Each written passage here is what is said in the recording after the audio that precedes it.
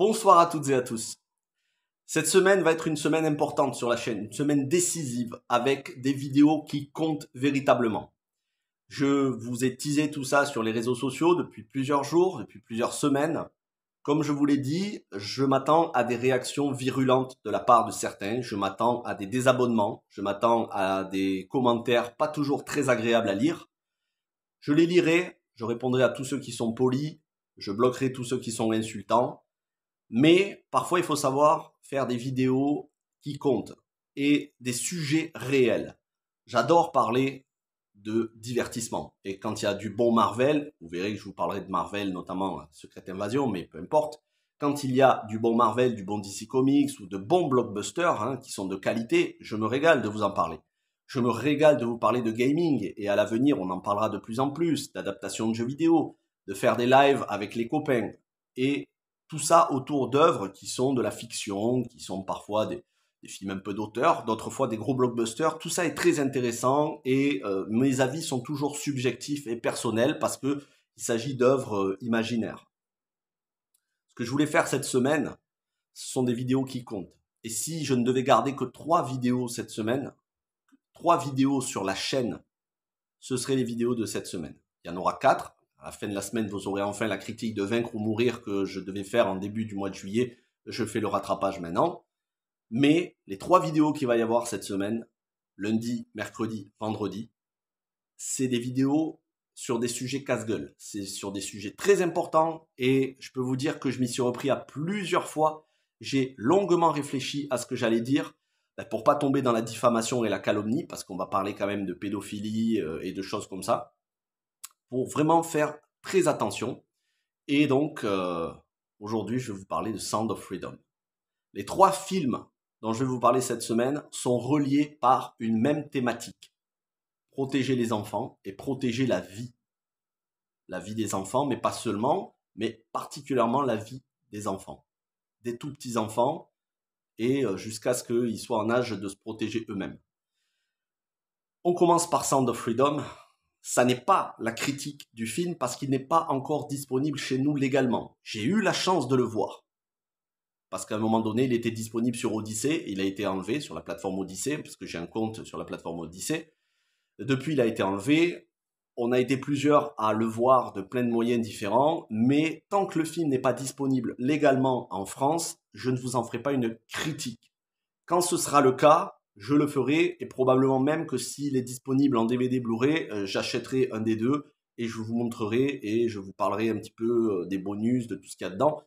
Mais pour l'instant, le film n'est pas encore disponible en France. Il devrait arriver d'ici la fin de l'année parce qu'il rencontre un tel succès aux États-Unis que voilà, le voir arriver en France, peut-être pas en salle, mais au moins en DVD Blu-ray me paraît inévitable et j'espère bien parce que pour le coup, c'est un film extrêmement important. Ce que je vais faire aujourd'hui, je vais vous parler du contexte du film. Je vais vous parler des coulisses du film, de ce que ce film dénonce, des interviews des acteurs, notamment Jim Caviezel, de Tim Ballard, l'homme qui est à l'origine, parce que Sound of Freedom, c'est une histoire vraie. C'est l'histoire vraie de Tim Ballard, un ancien agent du gouvernement, un ancien agent de terrain qui traquait la pédocriminalité, notamment à travers les images pédopornographiques, et qui a décidé d'aller plus loin dans son combat. Tim Ballard, qui est-il? Qu'est-ce qu'il fait aux États-Unis? Quelle est sa façon de penser? Jim Caviezel, pourquoi a-t-il accepté de jouer dans le film? Quelles sont ses idées? Quelle est sa façon de penser? Et surtout, pourquoi ce film a été autant censuré aux États-Unis avec des langues qui sont en train de se délier de plusieurs acteurs, y compris Mark Wahlberg récemment et d'autres, des langues qui sont en train de se délier pour montrer le vrai visage d'Hollywood. Parce que oui, à Hollywood, il y a de la pédocriminalité. Alors je ne vous citerai pas un acteur ou une actrice en tête, même si j'ai des noms, mais ce que je peux vous dire, c'est que sur la liste des visiteurs et des visiteurs qui ont visité très nombreuses fois l'île de Epstein, vous savez, Jeffrey Epstein et sa femme Ghislaine Maxwell qui faisaient un réseau de prostitution enfantine, donc de pédophilie, quand vous cherchez la liste, elle est trouvable. Je l'ai trouvée sur différents sites en dehors des réseaux sociaux. Il y a des noms d'acteurs, actrices à Hollywood bien connus et qui sont toujours sur le devant de la scène et je peux vous dire que ça fait froid dans le dos. On commence aussi à comprendre pourquoi certains ont du succès avec des relations, on va dire, avec les puissants de ce monde, et ça va dans le sondage qui a été fait récemment par The Guardian, où 12% des Américains au minimum sont convaincus que parmi les élites de leur pays, qu'elles soient politiques ou artistiques, il y a des gens qui sont des pédophiles et qui se livrent à des cultes occultes, sataniques, démoniaques. 12% des Américains commencent à ouvrir les yeux sur le fait que dans cette industrie, il y a quelque chose qui est de l'ordre de plus que de la criminalité, qui est de l'ordre du combat entre le bien et le mal. Je sais qu'il y en a certains d'entre vous qui ne sont pas croyants et je respecte ça, mais cette semaine, le point de vue religieux va présider les 3 vidéos qu'il va y avoir, tant cette vidéo que celle de demain sur un sujet brûlant. Je vous en parlerai juste en fin de vidéo pour vous dire un petit peu pourquoi venir sur la vidéo de demain. Et bien évidemment, la vidéo de vendredi sur le documentaire qui combat et qui démonte la théorie du genre, le documentaire de Matt Walsh. Excellent documentaire qui vous montre bien, à travers ces 3 films, qu'il ne s'agit pas seulement d'un combat pour du fric, mais bien évidemment que c'est un combat pour du fric, mais pas seulement. Qu'il s'agit d'une lutte entre une ancienne façon de penser, c'est-à-dire la pensée traditionnelle religieuse, la notion de famille autour des religions monothéistes, avec la morale, notamment sexuelle, des religions monothéistes, en particulier du christianisme, donc la morale biblique, et de l'autre côté, une nouvelle morale où on réinvente absolument tout, jusqu'à la sexualité des petits-enfants, jusqu'à la sexualité des bébés, à travers une nouvelle religion qui est le progressisme. Et dans cette religion, certains des initiateurs de cette nouvelle religion, que l'on appellera le progressisme, que l'on peut appeler le wokisme aussi, il y a des pédophiles déguisés. Et la phrase qu'il va falloir retenir dans Sound of Freedom, c'est « God's children are not for sale ». Les enfants de Dieu ne sont pas à vendre. C'est une phrase de Tim Ballard, qui est prononcée par Jim Caviezel dans le film, qui joue son rôle. Et c'est une phrase qui va diriger comme une ligne directrice les 3 vidéos de cette semaine. Vous comprendrez, je vous en parlerai à la fin de la vidéo, de la vidéo de mercredi. Alors, Sound of Freedom, c'est un des films qui a été le plus censuré parce qu'il n'a pas trouvé de distributeur. Les studios se sont opposés à sa distribution. Le film a été tourné en 2018. Pour l'avoir vu, je peux vous dire que c'est un thriller. C'est un thriller polar. Il n'y a pas de complotisme, comme on peut l'entendre, conspirationniste. Ça ne vise pas des personnalités politiques ou des personnalités artistiques. Mais Tim Ballard, l'homme qui est à l'origine de ce projet, puisque ça adapte sa propre vie, il a fait des déclarations. Et il continue d'en faire, et des déclarations qui sont percutantes. Et Jim Caviezel aussi. Donc ce film est sorti en 2018, et il devait être produit, et surtout, il devait être sorti par la 20th Century Fox. Entre-temps, on le sait, on a suivi, la 20 a été rachetée par Disney, et Disney ont mis ce film au placard. Premier indice, pourquoi le mettent-ils au placard ? Pourquoi font-ils en sorte que ce film ne sorte pas? Quand on sait ce que Disney promouvoit, on peut comprendre pourquoi. Et ensuite, récemment, il est sorti aux États-Unis, il a dépassé les 150 millions de dollars, il se dirige doucement mais très sûrement vers les 200 millions de dollars. Il a tenu la dragée haute face à Indiana Jones 5 au même moment, puisqu'il est sorti le même jour, le 4 juillet. Il est sorti en même temps et il a réussi à faire au moins autant, voire plus à la sortie que Indiana Jones 5.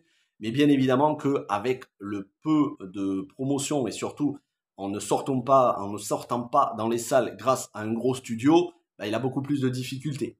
Mais si il avait été produit, enfin surtout s'il avait été distribué par un gros studio, c'est un film qui aurait fait des centaines de millions de dollars. Et en France, il n'a pas de distributeur. Alors, pourquoi il n'a pas de distributeur? On peut se dire, bon, c'est parce que c'est un film qui est taxé de complotisme. C'est ce que nous disent notamment Rolling Stones, le magazine Rolling Stones aux États-Unis. Le titre en anglais, c'est, je vous le traduis, film de super-héros pour pères qui ont des brainworms, qui ont des vers dans le cerveau. C'est extrêmement méprisant. On est en train de leur dire que ce film qui dénonce, qui traque à travers une histoire vraie les réseaux pédophiles, c'est un film pour attarder. Voilà ce que disent Rolling Stones, le magazine. En France, on a Le Parisien, Le Monde, le magazine Première, Marianne, La Croix et d'autres magazines qui ont tous titré le film qui agite la sphère complotiste conspirationniste. Ce qui n'est pas le cas en réalité. Quand vous verrez le film, vous verrez qu'il n'y a rien de complotiste. On n'essaye pas de sous-entendre qu'il y aurait une personnalité ou des personnalités politiques à l'origine de ces réseaux pédophiles. Mais pourquoi ? Pourquoi tous ces magazines, plutôt que de défendre ce film qui parle de quelque chose d'extrêmement important, où tout le monde devrait être derrière à le soutenir, parce que là on ne parle pas de super-héros ou de choses qui ne sont pas très importantes. On parle de protéger les enfants de la pédophilie. Pourquoi les gens, les médias, les pseudo-journalistes ne le défendent pas? Parce que Tim Ballard est un sympathisant, tout comme Jim Caviezel, ils sont des sympathisants des théories QAnon. Et QAnon, c'est ce mouvement qui ont investi le Capitole en 2020. Alors, je suis pas en train de dire qu'ils ont eu raison, c'est tout à fait condamnable, surtout qu'il y a eu des victimes, il y a eu des violences, des dégradations, pas de souci. C'est condamnable. Mais QAnon, c'est surtout des gens qui sont affiliés à Donald Trump. Et dès lors qu'aujourd'hui on défend Donald Trump de près ou de loin, on est catégorisé quasiment comme un nazi. En tout cas, au minimum, facho d'extrême droite, ultra dangereux et décrédibilisé. Pire que ça, QAnon dénonce des trafics pédophiles au sein des instances, au sein des puissances, des élites de l'Amérique. Et ils sont à pointer du doigt, notamment les démocrates. Le gouvernement Biden, mais pas seulement. Et ce sont des gens qui ont dit qu'il y avait un État profond. Autrement dit, ils ont dit que Biden était un pantin dans les mains d'autres personnes qui ont du pouvoir. Et parmi ces autres personnes, des puissants, avec beaucoup d'argent, qui se livrent à de la perversion, de la déviance sur les enfants. Voilà ce qu'on dit QAnon. Et voilà pourquoi les journalistes du monde entier ne défendent pas ce film.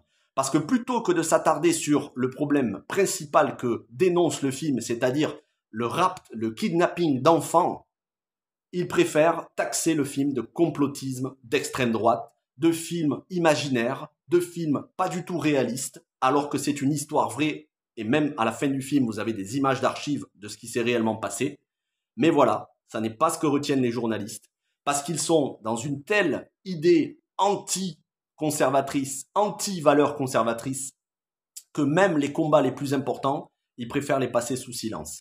Ça vous prouve deux choses. Ça vous prouve que les journalistes n'en sont pas, ils ne font pas un vrai travail de journalisme, sinon ils auraient mis leurs idées politiques personnelles de côté en disant le film est trop important, on va pas le taxer, on va pas le décrédibiliser. Pourquoi ils insultent, pourquoi ils traitent de complotistes conspirationnistes? C'est pour décrédibiliser, pour que le film ne soit pas vu. Et c'est pour ça que il n'est pas distribué, et c'est pour ça que avant même sa sortie en France, tous ces médias le pointent du doigt pour essayer de le diaboliser.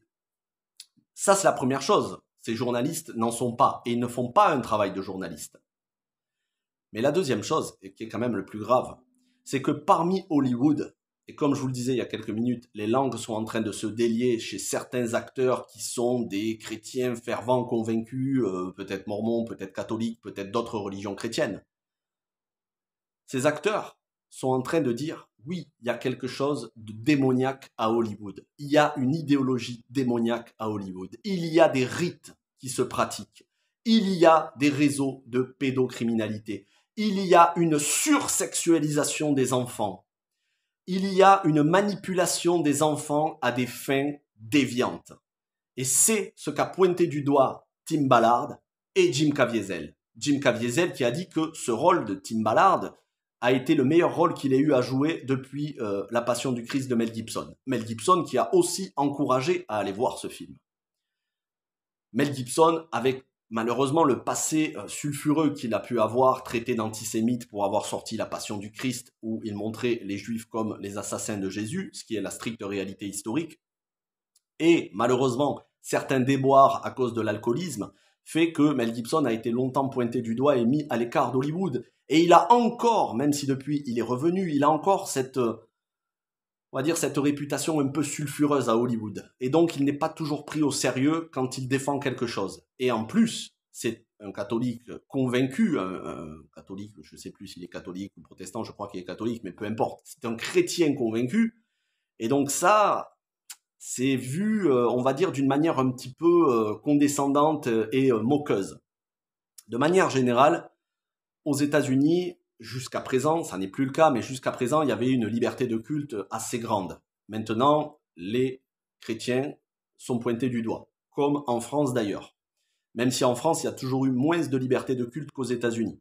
Mais ça commence à devenir comme en France, les États-Unis, les chrétiens sont pointés du doigt. Menacés de mort pendant la marche des fiertés, tout simplement pour avoir une Bible à la main et pour avoir dénoncé des abominations avec des enfants qui sont là à voir des personnes nues qui font des choses abominables. Les chrétiens sont montrés du doigt et ils commencent à être persécutés de plus en plus. Il y a de moins en moins de liberté d'expression pour les chrétiens aux États-Unis. Et Tim Ballard, c'est un mormon. Peu importe ce que vous pensez des mormons, moi je ne suis pas mormon, mais j'ai beaucoup de sympathie pour toutes les personnes qui sont chrétiennes et d'autres religions d'ailleurs, sauf la religion progressiste. Mais peu importe ce que vous pensez des mormons, Tim Ballard, c'est un chrétien convaincu. Tout comme Jim Caviezel. Et il voit derrière tout ça une dépravation, une falsification des anciennes normes chrétiennes monothéistes sur la sexualité et notamment sur les enfants. Ils y voient à travers Hollywood une dépravation de ces normes sexuelles, une déviance, une contrefaçon. Le diable, que cherche-t-il à faire? Il cherche à chaque fois à faire des contrefaçons de ce qui est pur, de ce qui vient de Dieu. Vous aviez, par exemple, le mouvement, le hashtag sur Twitter « Protéger les enfants ». Eh bien, maintenant, vous avez « Protéger les enfants trans ». Vous voyez, à chaque fois qu'on fait quelque chose pour protéger, il y a toujours ces idéologies progressistes derrière qui sont là pour récupérer et transformer à des fins qui sont très malsaines, au minimum très malsaines. Et vous verrez vendredi dans le documentaire What is a Woman comment certains idéologues, depuis plusieurs décennies, ont réussi à transformer la mentalité de la société, à travers Hollywood notamment, pour faire accepter aux gens des choses qu'ils considéraient comme totalement inacceptables parce que abominables. Donc, il y a une falsification et il y a un détournement constamment de tout ce qui est chrétien à des fins diaboliques. Parce que quand on touche à des enfants, c'est diabolique. C'est pas des comportements humains normaux. Et même dans la nature, les animaux ne font pas ça. Donc même si vous ne croyez pas en Dieu et que vous êtes plutôt adepte de la théorie de l'évolution, dans la nature, chez les animaux, il n'y a pas cette déviance. Il y a donc une déviance suprahumaine. Quelque part, c'est quelque chose qui ne s'explique pas humainement. Et ça ne s'explique pas que psychologiquement non plus. Et donc tous ceux qui ne jurent que par la psychologie, la médecine, vous verrez dans les deux autres vidéos que je vais vous montrer sur deux histoires vraies que la médecine peut parfois non seulement se tromper, mais être dévoyée par des militants politiques et des gens qui ont un plan bien précis. Le fait de sexualiser les enfants, notamment dans les divertissements à Hollywood, amène à avoir un regard dépravé, un regard malsain sur les enfants. Je vous parle même pas de la pornographie où des tas d'actrices pornographiques aujourd'hui font la promotion, de par leur comportement, font la promotion de la pédocriminalité en s'habillant comme des petites filles, ce genre de choses. Voilà, je ne vais pas vous faire un dessin. J'imagine que vous avez dû tomber très probablement sur de la pornographie sur Internet, vu que de toute façon, même quand on veut aller sur des sites normaux, on a toujours des choses porno qui arrivent, à moins d'avoir des bloqueurs de pub et encore. Mais voilà, quand vous avez dans tout ce milieu de la pornographie des actrices porno qui s'habillent comme des petites écolières, comme des petites filles, ça met dans l'esprit des gens des idées qu'ils n'avaient pas. Et ça dénature des désirs qui, à la base, n'étaient pas extrêmement malsains, qui n'allaient pas vers des choses criminelles, et qui font que petit à petit, les gens sont attirés par ça. Et oui, les gens qui regardent de la pédopornographie sont en quelque sorte victimes parce qu'on les a habitués à regarder ça. Mais ils sont aussi coupables parce qu'on a le libre arbitre et on peut choisir de pas regarder ce genre de choses. Donc, Hollywood, à travers ses divertissements et son hypersexualisation des enfants, amène les gens à avoir un regard déviant. Pire, vous voyez bien dans tous les divertissements qui montrent avec des enfants en petite tenue, où on s'intéresse à la sexualité des enfants avant même l'âge de 10 ans. Déjà, même 15 ans, ce serait trop jeune. Mais avant même l'âge de 10 ans, vous avez vu ce film qui a été encensé, alors je sais plus si c'était au Festival de Cannes ou au César, qui nous montrait des petites filles habillées comme des stripteaseuses. C'est dégueulasse de faire des choses comme ça. Eh bien, tout ça participe à l'essor de pervers dans notre société. Et quand vous avez un film comme Sound of Freedom qui dénonce tout ça, quand vous avez un mec comme Tim Ballard qui est intègre, droit dans ses bottes, et qui a toujours lutté contre la pédocriminalité devant le Congrès américain, et qui a continué avec son association, l'association Howard, OUR, Opération Underground Railroad. Il a pris ce nom pour son association, c'est le nom d'un mouvement qui luttait contre l'esclavage du temps de la sécession. Ce mec n'a cessé et continue de combattre les trafics, les réseaux pédophiles à travers le monde. Peu importe qu'on soit d'accord avec ses idées religieuses ou pas, on devrait tous le féliciter et on devrait tous dire heureusement qu'il y a des mecs comme ça. Heureusement qu'il y a des mecs comme Jim Caviezel qui ont décidé de jouer son rôle au cinéma pour avertir les gens, pour éveiller l'esprit des gens. Mais ça n'est pas ce que font les médias, ça n'est pas ce que fait Hollywood, parce que parmi Hollywood, il y a des gens qui font la promotion à la fois de la perversion, de la pornographie, de la pédocriminalité et de tout un tas de choses extrêmement déviantes dans leurs clips musicaux pour les chanteurs-chanteuses, dans leurs films, dans leurs séries, dans leurs livres, dans toutes leurs œuvres. Il y a de plus en plus ce genre de choses. Et vous le voyez aussi chez des stars de la télé-réalité. Certes, c'est des petites starlettes, ça vaut pas grand-chose parce qu'ils apportent rien d'intéressant à la société. Mais même en France, parmi des stars de la télé-réalité, on a des gens qui font des choses extrêmement perverses et qui vous disent, pour avoir du succès, j'ai dû pratiquer certains rites. J'ai dû aller voir des médiums, j'ai dû aller voir des femmes qui font de la magie noire. Bien, Hollywood, c'est pareil. Ne vous leurrez pas.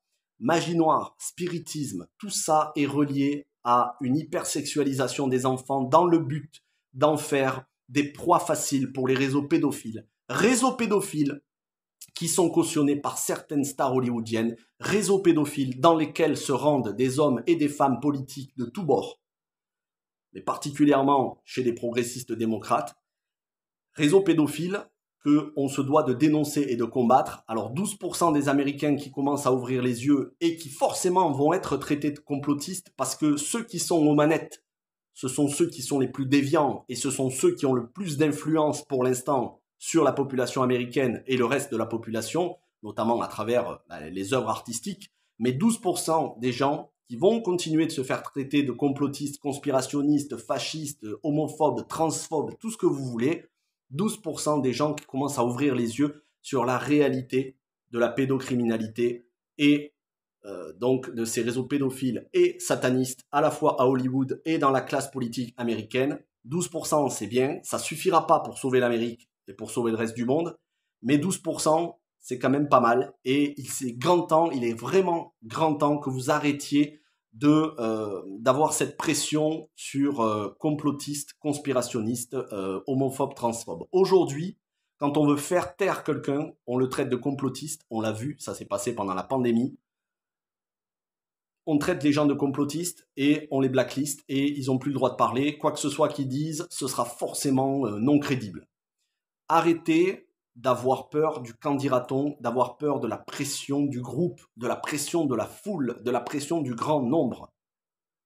Si vous défendez ce qui est vertueux, si vous défendez ce qui est sain d'esprit, vous serez forcément traité de complotiste, conspirationniste, facho, homophobe, transphobe et tout ce qui s'ensuit. Forcément. À vous de faire votre choix. Moi, j'assume totalement ces accusations. Après, je suis pas masochiste non plus, donc forcément, les gens qui vont me traiter de ça, je vais les bloquer sur les réseaux sociaux et sur YouTube. Mais je peux pas empêcher les gens de penser ce qu'ils veulent. Et à la rigueur, je préfère être traité de conspirationniste, complotiste, transphobe que d'être traité de ami de ce genre d'idéologie et on va dire, véhiculer ce genre d'idéologie comme le font les acteurs à Hollywood qui, par exemple, je pense à Charlize Theron qui, pendant la marche des fiertés, habille ses enfants, petit garçon en petite fille en petit garçon. Vous voyez, avoir des parents comme ça, c'est une abomination. Imaginez un petit peu l'état mental de ces enfants qui ne savent pas ce qu'ils sont en train de faire. Donc à Hollywood, ils sont très très nombreux comme ça à se livrer à des expériences sur les enfants, à des expériences soi-disant sociales qui font que les enfants sont totalement déphasés et grandissent avec des problèmes psychologiques. Parfois certains en arrivent au suicide et d'autres en arrivent à avoir des sexualités où ils s'y retrouvent plus, donc ils essayent tout et n'importe quoi. On est sur une expérimentation et un plan de masse au niveau mondial, surtout en Occident, qui amène tous ces enfants à être des proies dans les mains de puissants. Aujourd'hui, je vous ai parlé de pédocriminalité. Tim Ballard, qui est un mormon, et Jim Caviezel, qui est un catholique, ils sont aussi profondément anti-avortement. C'est mon cas. Je suis ni catholique ni mormon, mais je suis profondément anti-avortement. Et le film dont on va parler demain, qui s'appelle Unplanned, c'est un des films qui a eu le plus de censure et de persécution, qui a été interdit de sortie, qui a dû passer par des moyens vraiment avec très peu de distribution, qui malgré tout a eu du succès, et qui vous montre la réalité derrière l'avortement, la réalité du planning familial, cette association qu'il y a aux États-Unis, soi-disant à but non lucratif, mais ça n'est juste qu'une appellation, cette association qui fait des milliards de bénéfices chaque année, non pas dans le but de réduire l'avortement et de protéger le corps des femmes, mais dans le but de multiplier les avortements pour du fric. Et c'est ce que ce film dénonce, celui dont on va parler demain, Unplanned.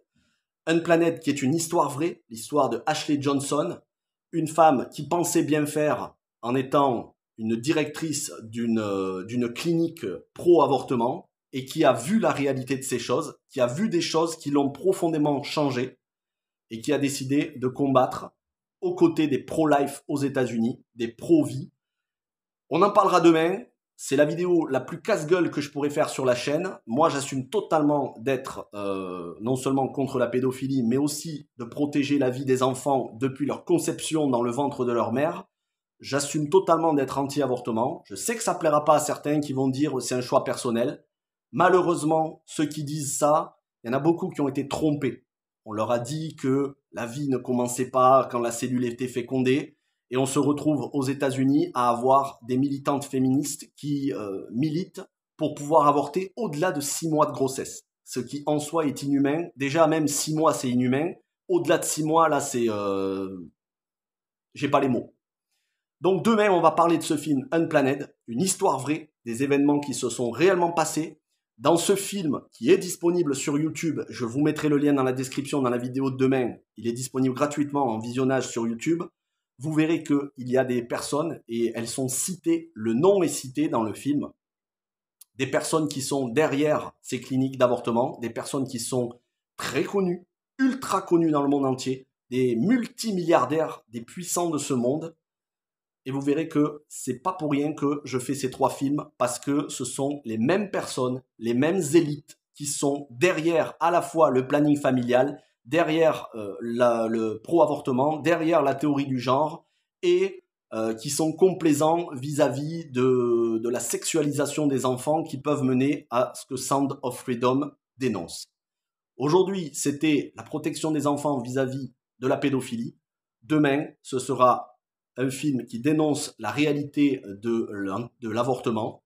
Et vendredi, ce sera un film qui dénonce la réalité avec des faits, en donnant la parole à tout le monde, même à des pro-transidentité, mais la réalité de la théorie du genre qui n'a absolument rien de sain, loin de là.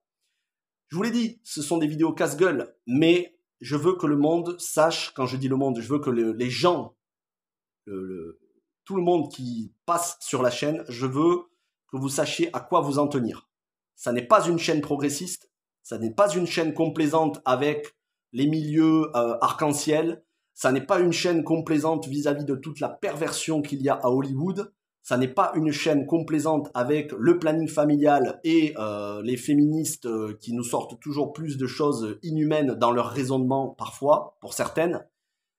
Ici, on est sur une chaîne qui a des valeurs chrétiennes, et même si ce ne sera pas la majorité des vidéos, parce que vous verrez que durant tout le reste du mois d'août, on va parler de divertissement, on va parler de plein de films, des adaptations de jeux vidéo, des films d'action et tout, mais je tiens à ce que vous compreniez que ces vidéos-là sont celles qui comptent le plus pour moi. Ce sont celles qui ont le plus d'importance à mes yeux, et celles sur lesquelles je suis 100% sur la même longueur d'onde.